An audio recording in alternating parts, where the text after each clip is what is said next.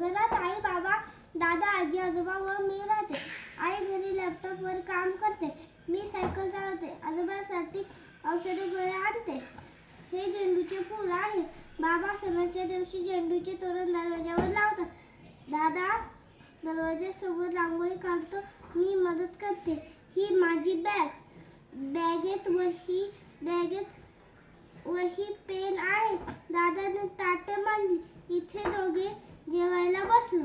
दादाने पाहिले आकाशात ढग आले. टेकडीवर मोर थुई थुई नाचू लागला.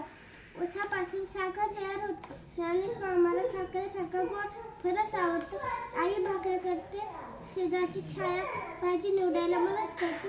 शेजारची समीक्षा मातीची पंती तयार करते. अनिता कागदाची होडी तयार करते.